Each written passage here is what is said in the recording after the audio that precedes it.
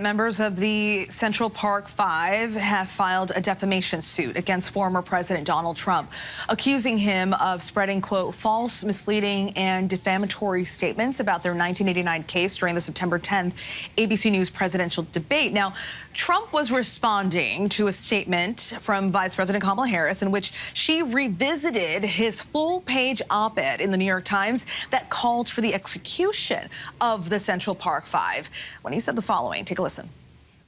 And they come up with things like what she just said, going back many, many years, when a lot of people, including Mayor Bloomberg, agreed with me on the Central Park Five. They admitted, they said, they pled guilty. And I said, well, if they pled guilty, they badly hurt a person, killed a person ultimately. And if they pled guilty, then they pled, we're not guilty.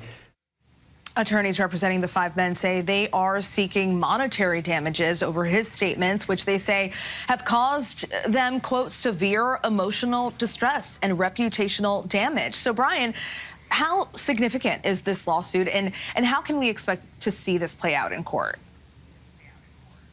Yeah, so the defamation comes in the fact that the Central Park Five, or the exonerated five as they now go by, never pled guilty. They always stood by the fact that they were innocent. And I think another part of the clip that Donald Trump said is that the person ultimately passed away, or the victims ultimately passed away. We always know of the jogger, but the Central Park Five were also accused of violent crimes within Central Park as well, robberies and assaults as well, but no one died. And so those two statements, being that they pled guilty and that people died, or at least someone died, will be defamatory. In terms of going forward, it's very easy. We saw what Donald Trump said. We know what the facts are. He may have been correct to assume facts in the past, but some decades later, he should know better. And that's defamatory. So going forward, we're going to see what type of damages these men claim they had. We're going to see legal arguments going back and forth as to whether or not it was defamatory. I think it pretty much is. But I think the issue is going to be here is what kind of damages actually came about from those words. We all know who the exonerated five are. We know that they were not guilty. We know that DNA exonerated them. And so the question is, what damages do flow from this statement? And I think that's going to be the battleground in how they argue. But I don't think it's going to affect anyone from a political standpoint.